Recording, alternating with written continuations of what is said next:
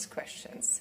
Thank you. So first of all, let me introduce this panel here. We have here Mr. Rashad Mohammed Al-Alimi. Your Excellency, welcome. He is the Chairman, Presidential Leadership Council from Yemen. And we have Senator Chris Murphy from the United States of America. He's also a member of the Senate Committee on Foreign Relations. We have Mr. Abdulaziz Zagar. He's the founder and chairman of the Gulf Research Center from Saudi Arabia. And we have Ms. Hannah Neumann, who's the chair of the delegation for relations with the Arab Peninsula for the Green Party of the European Parliament. Welcome. Your Excellency, maybe we could begin with you. Can you tell us how does the current situation in the Red Sea impact the life of Yemenis? أولاً شكراً كثيراً. Thank you very much for the introduction. أنا سعيد بأن أكون مع هذه الكوكبة من الشخصيات المهتمة بالشؤون اليمنية وأيضاً تحية للجميع الحاضرين والحاضرات معنا هنا في القاعة الذين سنشاركهم مجموعة من الأفكار والتصورات حول الوضع في اليمن والبحر. طبعاً سأبدأ القصة الوضع في اليمن. الوضع في اليمن اليوم يشكل كارثة كبرى ليس على اليمنيين فقط ولكن يشكل كارثة أيضا على الإقليم والعالم. العالم أفاق اليوم We see the world today, and within the few last months, we see a lot of threats rising, and we see that the ships in the Red Sea are being threatened. And these threats are something that we know in Yemen and we have known for many years. The Houthi militias have taken over power and they imposed themselves as de facto authority. And we see that the region and the international community is trying to tackle this problem. We have seen many resolutions and many decisions. 2261 is one of them, the UN Security Council resolution. Unfortunately, the international community is dealing with this issue as something that is a de facto issue.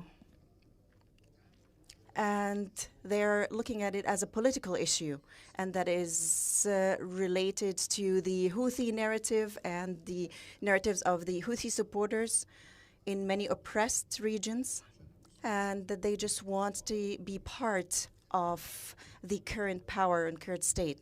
And I think it has proven itself regionally and internationally that this group does not want to participate. It does not want to share power with other groups. And we see the international decrees that even have been signed with that faction that are not being upheld. And they are not reliable partners, and we are still trying to look at the demands, and we're still trying to recover as a state and to have elections, to have free elections, transparent elections with everyone participating. Nonetheless, I have to say that de facto situation that we are facing due to this group is something that we cannot deal with on our own. And I think that we need international support in order to instate the resolutions that have been made internationally. As I said, UN Security Council Resolution 2216, I think that will be the road forward. It goes without saying that we have many people who are interested in supporting us, and international groups and organizations that are supporting us, but still they came to the conclusion that this resolution is not applicable. We have a completely different reality that we need to reassess, and we see that the international community is actually conceding to what is happening on the ground and to the power of the Houthi militias that are reigning by the power of guns and weapons. We have seen confiscations, we have seen many atrocities against Yemenis, and the world is just watching. We've seen a humanitarian crisis in the past years and still ongoing, and no one is paying attention. the way the United States of America and the UK government are dealing at the moment with the Houthis. Is that the right way to deal with them, from your perspective? The counterattacks. ماذا تقصدين أنا أعتقد إنه I believe that the attacks today are not going to solve the problem at all. And I think that these counterattacks, or I'm almost certain that they are just a threat. And I don't think that they will stop the attacks on the ships because they are not from the sea. So I think that the most important thing at the moment to have some sort of a coalition with the government and to support the government to retake the state and to reinstate its power also in the Houthi-held regions. Because today we see that the drones and the ballistic weapons that are coming from Iran to the Houthis, these are the weapons that are threatening the ship movements in the Red Sea and other coasts. Mrs. Hannah Neumann into the conversation because she was in Yemen recently. Mrs. Neumann, His Excellency mentioned that Iran plays a role in the whole situation. How do you see that? I was indeed in Yemen just in December, and we left the day that the... Oh, for the live stream. I was indeed in Yemen in December, visiting Aden, and we left the day that the Prosperity Guardian mission started. And I think it is important that the European Union, that will now also join with the mission, and we do something against this blackmailing of the Houthis in the Red Sea. But we also have to deal with the longer-term issues and the root causes, and here I would mention two. First of all, it is quite clear Iran, the Iranian regime, is fueling this escalation. The intelligence on which ships should be attacked is coming from Iran. The equipment to attack the ships is coming from Iran, and it is clearly in Iran's interest to stir confusion and escalation in the region as a whole. So without dealing with Iran, we will run into these situations again and again. And the second issue is the inner Yemeni peace process that is currently on hold again. There were some hopes that it could be transferred to the UN. I'm sure Hans Grunberg himself can speak better about that. And now with this escalation in the Red Sea, it's difficult again, yet we need to address that in the medium and long term. And not all the attention can go on this escalation. And allow me one last remark regarding the Houthis. They claim to do these attacks in the Red Sea to support the children in Palestine. At the same time, half of the Yemeni population, half of the children in Yemen are malnourished, and this has a lot to do with the policies of the Houthis. Senator, may I ask you, do you agree that the real issue is actually Iran here, and is the way the US government and the UK are treating the situation at the moment the right way, in your opinion? Well, there is no doubt that Iran is behind these attacks. As Hannah said, the intelligence, but also the equipment, comes directly from Tehran. Listen, the United States is not going to stand by while the freedom of navigation is interrupted and U.S. assets transiting through the Red Sea are being attacked. We have obviously launched an unprecedented response that we believe over time will downgrade the ability of the Houthis to be able to engage in these acts of piracy. But I do think it's important to sort of understand the context. There are many of us in the United States Congress that were deeply opposed to the U.S. participation in the conflict in Yemen. Our participation ran through the Saudis. Our worry was that by engaging in that conflict, we would extend it, and the extension of that conflict would end up giving more influence and more involvement to the Iranians inside Yemen and inside the Houthi infrastructure. And so I think we are seeing now the consequence of a war that lasted far too long. Iran may not have command and control of the Houthis as they do with some of their other proxies in the region, but there is no doubt they are more deeply integrated today than they were at the beginning of this latest iteration of the war. So the United States will continue to engage in this response effort. I do not think there is an appetite in the United States for us to be part of a coalition that would do more than strike from the sea and the air, but we believe over time this can have a deterrent effect. I just have to ask you to make sure we understood fully that is it that you say, Senator, that the war which the Saudi-led coalition had against the Houthis is responsible for what we are seeing today, that the Houthis became stronger, in fact? Is that what you're saying? Or? No, listen, no one bears responsibility for what is happening today aside from the Houthis and their sponsors in Tehran, period, stop. All I'm saying is that you need to understand the context, and there is no doubt that the relationship and the level of integration between Iran and the Houthis increased over the course of that long war. It was one of the warnings that many of us gave who were opposing U.S. participation in the war. That is not a means of shifting blame. I think that is, to me, just a recognition of reality. Dr. Abdulaziz, Saudi Arabia, in fact, had quite a experience with actually the Houthis for many years, the war. What advice would you give the US and UK governments today how to deal with this situation? What would be the right way to deal with it? Thank you, Suhad. I'm glad to be here.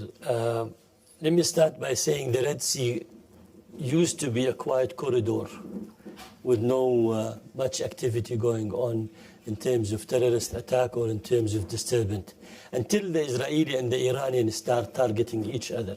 Then it became a very well disturbed. And the Red Sea in both sides, on the Suez in the north and the Bab el-Mandeb in the south.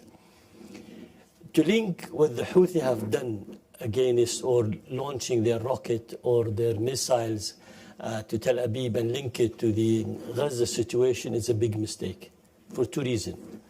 It did not start today. It's already since 9 years. They're attacking vessels. They have their fast boat. They did piracies. They have done terrorist attack. And we have been saying this from day one. In 2018, when the coalition forces, they were close to gain Hodeidah, the British and the Americans said, no, you should not. This is a red line. This will have an impact on the humanitarian situation on the Yemeni, so you should not do, you should not move.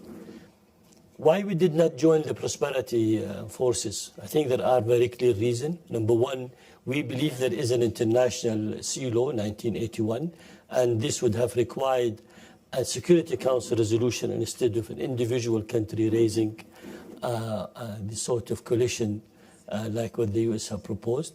Second, there is a serious negotiation between the legitimate government and the Houthi that Saudi, with the support of the UN Special Envoy, coordinating the issues, which first has to deal with the hostages, the prisoner of war, and all these huge numbers. But at the same time, so we thought that we did not want to disturb any issue related to that. Third, I don't think the US and even the new European naval capability that they are looking for a Saudi or UAE naval capabilities to support their presence there. They have all the majority of the capability. What they need is the legitimacy of the act. And fourth, we do believe in the region, particularly the GCC country in total, and Saudi Arabia and UAE, since they are part of the coalition, that having a diplomatic talks may result into a better answer. However, if you look at all the US and the British attack, it was targeting a naval capability the Houthi possess. And most of that capability, he took it from the Iranian side. As Dr. Hanashi said here and the senator, the information coming from Iran, satellite images coming from there, the missiles coming from Iran. So the triangle that has to do with the source of the weapon, the logistic and the route, the launching platform, and the storage. What the US did target and the British is the storage and the launching, you see, and lately some of the supply chain, but not the main source that coming from Iran, because in no way the US will involve in, at least for the time being, in targeting the source that which is coming from Iran. So dealing with that issue, it's a bit of a complex, but you can see that 3 countries in the region or in the Red Sea, they have suffered a lot. Egypt have lost 40% of their income. Saudi Arabia and the Yemeni in general, by the way, they are the biggest loser. Because even the agreement they made between the Houthi and the Chinese not to attack any Chinese vessels, it did not work. It worked only to stop the attack on the vessel, but it did not help to reduce the prices, the cost of shipping and the insurance and so the Yemeni also are suffering from that one. So are you saying, in other words, if you would have to advise the US and UK government, you would advise them to attack Iran? No, I would advise them go to the deep root in the Houthi side. There, don't accept a violent state actor who took over the government and through the legitimate government and legitimize their act on the basis of what His Excellency have said, the al-amr al-waqi, siyasat al-amr al-waqi, the reality on the ground, and accept that terminology and deal with it. This is a violent non-state actor. If we accept this notion, where do we stop? Do we stop in ISIS in Iraq, or do we stop on the Ahrar al-Sham in Syria, or do we stop in Hezbollah in Lebanon? Where do we stop with that one? So, actually, Hannah Norman, since you were the one who brought Iran into this discussion, also with His Excellency, I will come back to you in a moment. What should the European Union, what should actually the West do here in terms of Iran, vis-a-vis Iran? It's easy to sound smart up here, and what we can learn from the Saudi experience in Yemen also is that bombing Yemen is not going to do any good and is not going to help with anything. So what indeed, is going to the root cause and Iran, and I would say let's start with being as clear in our rhetoric and politics vis-a-vis Iran as we are with Russia, because they are joining forces. They are also joining forces in this case, and we should check if, especially in Germany, it took us a long time to fully acknowledge how dangerous it is what Russia is doing, although the neighbors of Russia have been warning us and telling us. And some of that reminds me of the situation with Iran right now, where for years and years the neighbors have told us how toxic and how difficult it is. And because we thought there would be stability if only we are not too outspoken, we haven't been clear enough. And now we don't even have regional stability. And let's not talk about the situation of people inside Iran. They are all suffering from this regime. I understand, but the question is, what should be done? So you say it should be clear, more words, more rhetoric, from what I understood. Is that what you also agree with, Your Excellency? Or would you say the world would have to go a step further and maybe use force? أنا أعتقد إنه I believe الإيرانيين that 40 years to be diplomatic and soft-spoken to Iran. أن نقول للعالم اليوم We would like to say to the world لهذه today الجماعات الميليشية الإرهابية المدعومة من إيران and all the support that this militia is getting, that these terrorists are getting, that they're getting incentives from Iran. And the more we concede, the more they demand. And this is what we have seen in Yemen with the Houthis. The more we give them, the more concessions they get, because we are interested in peace, we are interested in stability for the region in Yemen, the more they demand. And ستوكهولم الحديدة اليوم الذي هي الميناء الرئيسي والذي تنطلق منها الصواريخ والمسيرات وتأتي إليها أيضا الأسلحة الإيرانية. كانت الحقومة الشرعية على وشك السيطرة عليها، وكان لا تبعد الميناء إلا 3 كيلو عن القوات الشرعية. وتدخل المجتمع الدولي بكل القوى وأوقف هذه ولأسباب إنسانية. for humanitarian causes. But what about the humanitarian situation now in Yemen? It's much worse than what it has been the past years altogether. And I think that trying to be soft-spoken, trying to be maybe more, having more conceding tone with the de facto authority is getting us nowhere. I think that this way of, or this approach has proved to be a failed one. And I think that it will be just a ground for consolidating more of the de facto power and authority of the Houthis. And today we see the attacks in the Red Sea. We've seen that these have been planned for a long time now. And we see that Bab al-Mandab and the Red Sea are being controlled by the Houthis. And this was a strategic dream for Iran. And Iran even said that the Red Sea is an Iranian sea now. And if we ask the question, when is this going to start? Where are we going to stop? Is it linked to Gaza or not? I think the situation is much more complex. As long as there is Iranian support, as long as there are Iranian weapons in the hands of the Houthis, we would see more attacks in the Red Sea. We see more blackmail, even blackmail to other regions. Senator, before I open the floor to questions here from the audience, I would like to ask you, what should the West do to also ensure that the humanitarian situation inside Yemen is not getting worse with all that's happening, or what can be done from your perspective? Well, let me quickly answer that question, but I do want to weigh in for a moment on your very correct question about what do we do beyond rhetoric, what is our actual policy moving forward on Iran.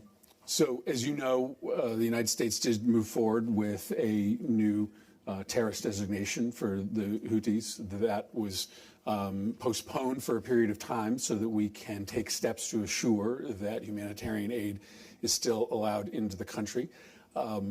Very clearly, this is a moment where the United States has to dramatically increase its contribution to humanitarian aid writ large.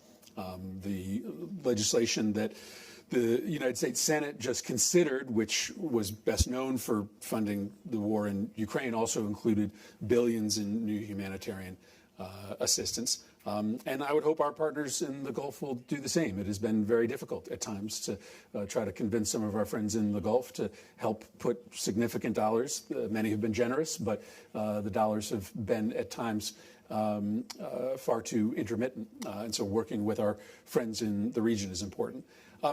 On this question of Iran for just one moment, listen, you have 2 paths. You have an escalatory path and you have a de-escalatory path.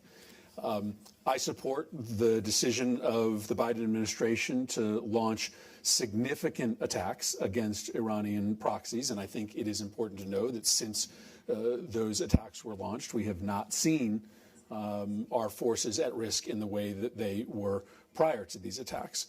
But there is not an appetite in the United States of America to go to war with Iran. There is not. And it is important to note that during the period of time when the JCPOA, the nuclear agreement, was operational, we saw no attacks by Iranian proxies on U.S. forces in the region. In fact, during that time, we were working with the Iranians in our efforts to attack and defeat ISIS. I understand the Iranians. My eyes are wide open. But this is not a moment to engage in a new diplomatic push, given their connection to the events in Gaza and their sponsorship of the attacks on us in the Red Sea. But I just think it's important for everyone here to understand that in the United States, while there is support for these targeted attacks, there is not going to be support for a conventional engagement in Yemen or against Iran. And so if that's the case, then you have to make a decision. Are you pursuing a escalatory path that has a cap? What's the efficacy of that? Or are you going to pursue, when the time is right, a de-escalatory and diplomatic path. So I would like to give both of you, Dr. Abdulaziz and Ms. Neumann, 1 minute to answer or to comment on this, and then I would like to open to the audience. Yes. There is 165 attack against U.S. facility presence, camps, airport people since 7th of October. So the arms of the Iranian are not going to be quiet. They will continue to do what they thought they wanted to do. How the U.S. would respond selectively, and I'm using the word selective target, selective attack, selective surgical attack. This is what they are doing. We are moving toward what we call an intelligence warfare. You target one thing, I target another thing, but at the same time, this will not bring the region to a quite a peace, particularly if the U.S. administration decide to withdraw from Iraq and Syria. This will create a larger vacuum and will allow much more stronger Iranian presence in the region that we do not wish to see that happening. Just one last comment on the Gaza issue.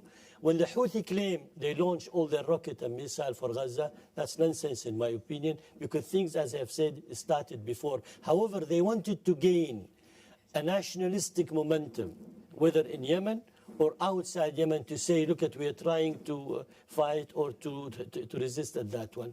Fine, but look at the damage they did to their own people in the country, to the whole security of the region, to the changes of the geopolitical situation that is taking place. Hannah, 1 minute, please, and then the audience. I don't think we should accept that there is either diplomacy with the regime or bombing pathway when we deal with Iran. There is something else. And it starts with us acknowledging that what we tried in the past, which was either we're going to sweet talk them or we're going to bomb their proxies, didn't work, and now we need to find a new pathway. And the way how we get there, no one's going to have that beautiful answer ready, but we need to start the discussion. The discussion starts with saying what we did in the past doesn't work. And then we need to have that discussion with the Iranians that want to see a democratic Iran. And they are there. They are in the diaspora. They are in the country. We have the channels. We should no longer accept that it's the regime that we deal with when we talk about Iran policy. We have to deal and talk with and involve the Iranians that want to see a democratic country. And this time, we have to do it together with the neighbors, especially the Gulf countries who are asking us to have this discussion together. And in the end, you believe this will help also the Yemenis? Just to bring it back to our panel, because this is not an Iran panel. I would like to actually invite, before the questions, the UN representative to Yemen, the envoy to Yemen, please, to make a comment. Hans Grunberg, if you don't mind. Thank you very much. I can see this was. I represent the whole world. With that said, no, thank you. Thank you. It's been fascinating to listen to this, and I don't want to interfere in this. The couple of points that I want to make from where I sit is basically some just factual observations. One is that I think it goes without saying that we've seen a gradual destabilization in the Middle East ever since the 7th of October. And that has brought up, and it has affected the quite numerous conflict lines that exist in the Middle East, and is having an effect on them on a broader level. And that is also one of the reasons why we see these resurgence of and a difficulty in trying to capture the essence of what we're trying to deal with, because it's so complex and it's interlinked. And once you want to deal with one issue, you have to deal with another. And I'm not entering into saying what the narrative is, which narrative is right. I'm just saying that the interlinkages are there and are affecting each other. So from that point of view, and from where I sit, and you will have seen me in the Security Council a couple of days back, it's clear that the efforts that I have been engaging on together with all Yemeni sides, together with the international community, and the progress that we have seen in Yemen for the last 2 years, and also the serious way forward that we've seen in attempts to try to achieve a longer-term settlement of the conflict in Yemen, is at this fragile moment becoming more difficult to achieve. However, I, as a representative of the United Nations, will be the one that will always, and not only because I'm paid to do so, but because I am a firm believer in that, believe in a negotiated and mediated settlement of all the issues that we're talking about. So from that point of view, and that is also based in terms of the points that I made in the Security Council, is that we all have a collective effort to make sure that we work towards a de-escalation in the region, that we work towards a de-escalation in the Red Sea, and that we also safeguard the progress that has been done in Yemen, so that we are able to move the efforts forward in terms of settling the conflict in a country that has been marred by war for such a long time. I'm a firm believer that we will achieve results in that regard. However, the situation obviously more complicated than before, but I'm still feeling a great level of collective support from the international community and also from the Yemenis themselves in terms of that is the right way forward. Thanks. Thank you. On that note, I would like to open.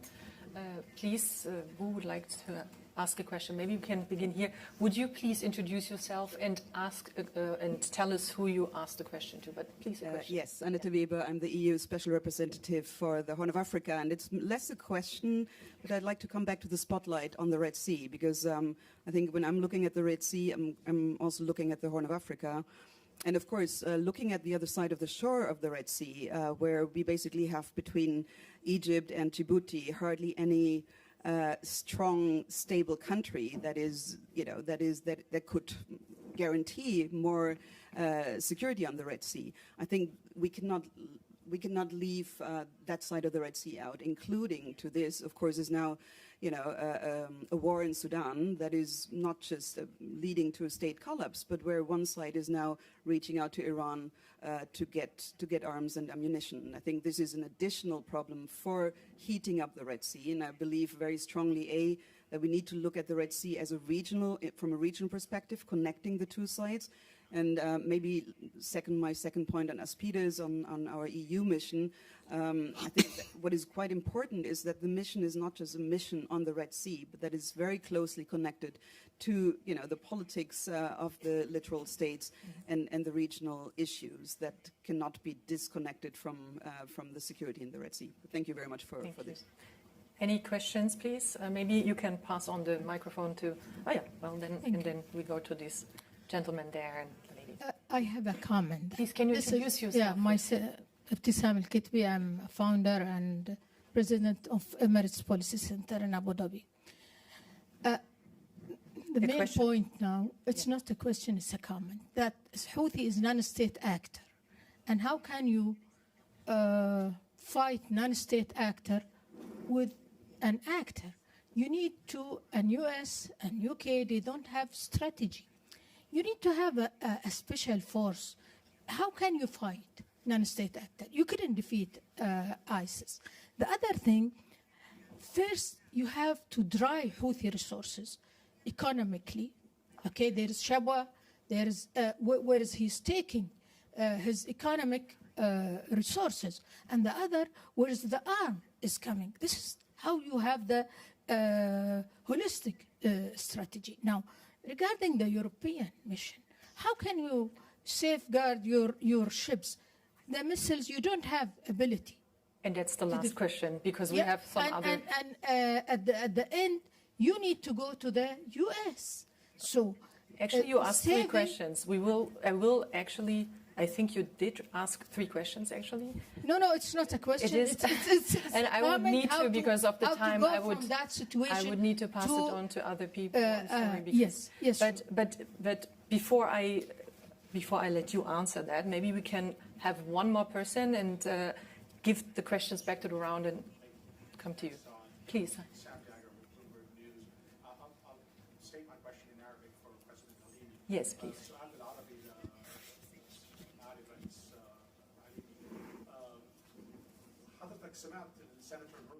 You heard the senator saying that there is no... I'm sorry, he's not using the microphone. هو بيتكلم بالعربية. أيوة بس الصوت. إيه ما في صوت. الصوت ما في. We cannot hear you. Sorry, it's on now. عفوا سؤال بالعربي للرئيس رشاد العليمي. حضرتك سمعت سيناتور مورفي منذ قليل قال أن ليس هناك أي رغبة في الولايات المتحدة في حرب مع إيران أو مواجهة عسكرية مع إيران، ولكن أيضا حليفكم الرئيسي المملكة العربية السعودية لا تريد أي مواجهة مع إيران. عندها تفاهم حاليا مع إيران وعندها تفاهم مع الحوثيين أيضا. فكيف ممكن يعني نحقق رغبتك في ظل موقف المملكة؟ fulfill what you are calling for and looking at the interest of KSA and the United States. أنا أعتقد إنه أننا لسنا دعاة حرب. يجب أن يكون واضح. I must say that we are not calling for war. We do not call to wage war at all. And we, as the Presidential Leadership Council, we said that we are a peace council. And of course, we have held also meetings with the Special Envoy. And we want to have a comprehensive solution and a peaceful solution for all of Yemen. And we are not calling to war at all. We want peace, and we're calling for peace. Unfortunately, Iran does not want peace. It's not interested in peace in Yemen or in the entire region. And we have two projects for everyone. To be clear, there are a peace project in Yemen أو في حل الدولتين في إطار تقرير المصير للفلسطينيين، ولكن هناك مشروع آخر وهو مشروع تدميري وفوضوي تقود إلى المنطقة. ونحن نموذج صارخ لهذا للحرب. I think we are the model for what is going on in the region. من قبل الحوثيين هي ليست قرصنة بالمفهوم كما هو في الصومال. From the Houthis is not like Somalia, where just a few pirates go on a boat and caper a larger boat and take some hostages. This is not the case with the Houthis. They are acting as a proxy to Iran, and they have drones and they have missiles. This is a different kind of attack. We have seen in the past weeks, we have seen a lot of weapons. We've even seen submarines being used, and we've seen fast boats being used. لا تطفو على البحر. We have a few more questions. Submarines as well. So I do believe that there is no discrepancies between what we want and what our allies want. We need more pressure applied to Iran. We need more security and stability for the region, and we want this pressure applied so they can talk to us about peace. And we have seen that there is no interest from the militias to talk with us. 2 or 3 more questions and bring it back to the panel so the audience has a chance. I think there were, please, the lady up there, if you don't mind, and then the gentleman in front. Thank you so much. Mina Al-Rabi, editor of The National. I have a question to you, Senator Murphy. You painted a picture and you said when we had the JCPOA, when the P5+1 had a deal with the Iranians on the JCPOA, then there were no direct attacks on American troops. However, in that time, Iran was building its capabilities, and also the militia groups, which it supported, wreaked havoc in the region. So do you not see that as a problem? Is it fine that if American troops are not being targeted, then it's not a problem? And that is, as we see now in the Red Sea, something that can be sparked off at any point. So how do you make that calculation?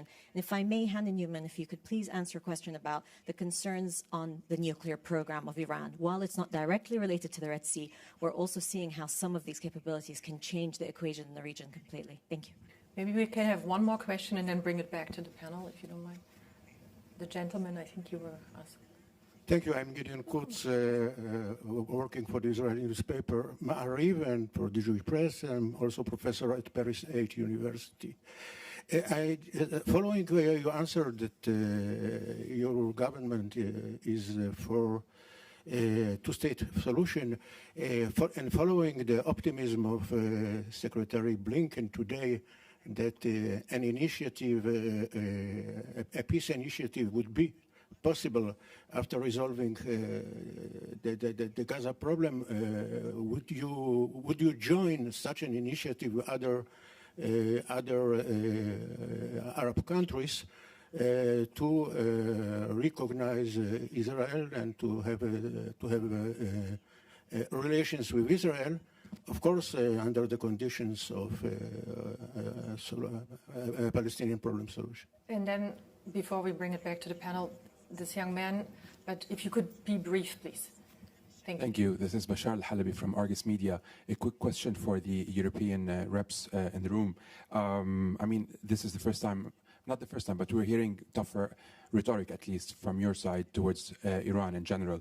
And regarding security in the Red Sea, there's an operation for EU naval assets around the Horn of Africa. It's called Operation Atlanta, which is responsible for the safety of the Horn of Africa.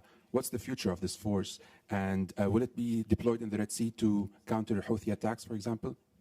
So I would like Hannah Neumann to answer first, then the Senator, and then you, Your Excellency, the last question, please. Thank you so much. And I start with the very concrete questions. So first of all, the tougher language on Iran has been coming, at least from me, for quite a while. I would even say from the whole of the European Parliament for quite a while. And we are trying to push other actors of the European sphere in this direction.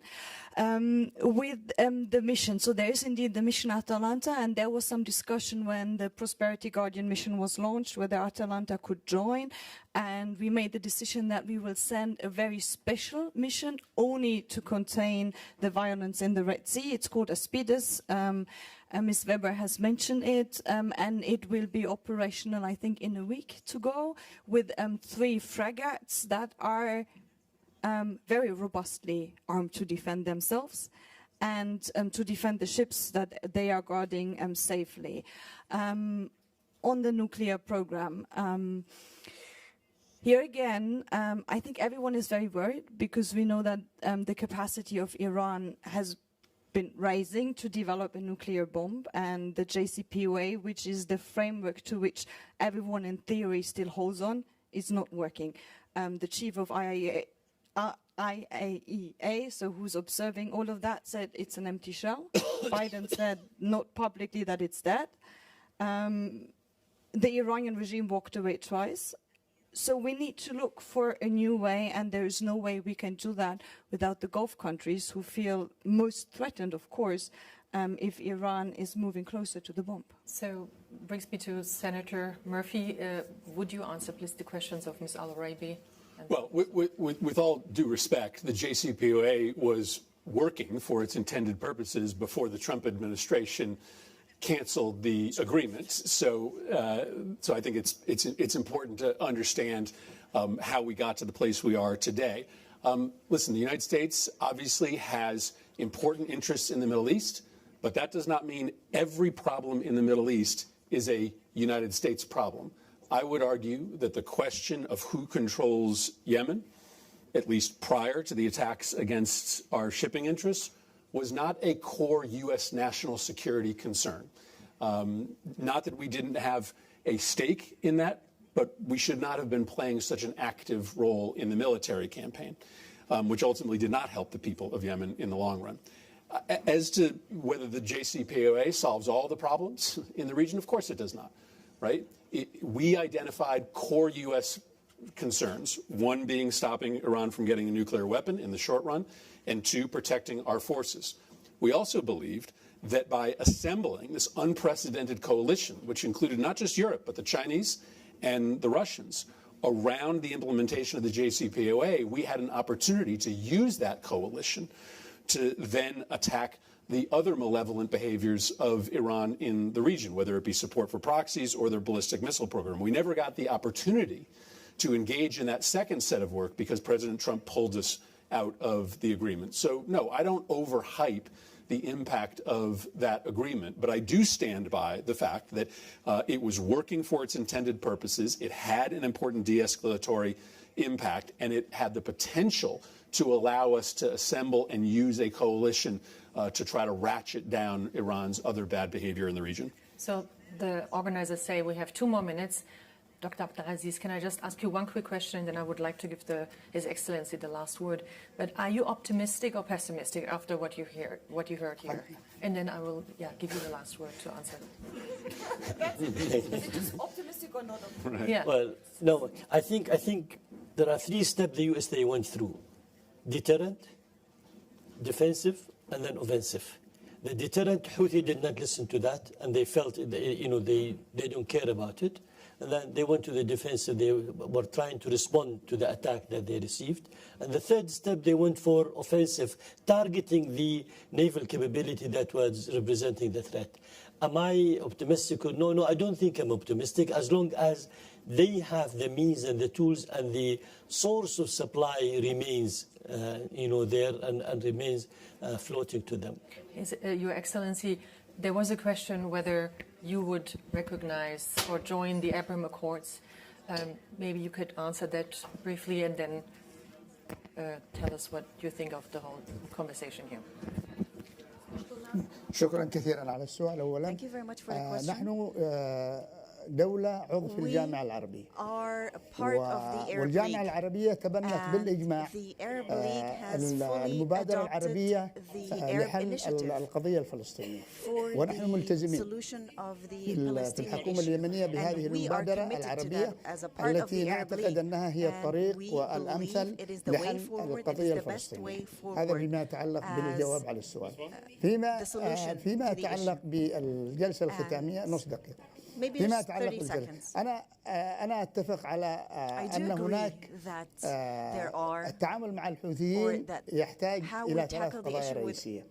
القضية الأولى وهي مسائل الهجمات اللي بتتم والعمليات الدفاعية والعمليات الهجومية. هذه يمكن تحد من قدرات الحوثيين صحيح، ولكن لن تنهي المشكلة. هذه واحدة. اثنين بعد اثنين أيوة بعد اثنين لدينا تجفيف منابع السلاح التي تأتي من إيران. ثلاثة تجفيف منابع الدعم المالي والذي يأتي من عدة مصادر، وفي المقدمة المبالغ المالية التي تحول من الاتحاد الأوروبي ومن الأمم المتحدة وتذهب إلى البنوك التجارية في صنعاء الحوثيين. I would like to thank you all. Thank you very much for this conversation and have a good day. شكرا جزيلا. أنا متأسف جدا بس يعني الوقت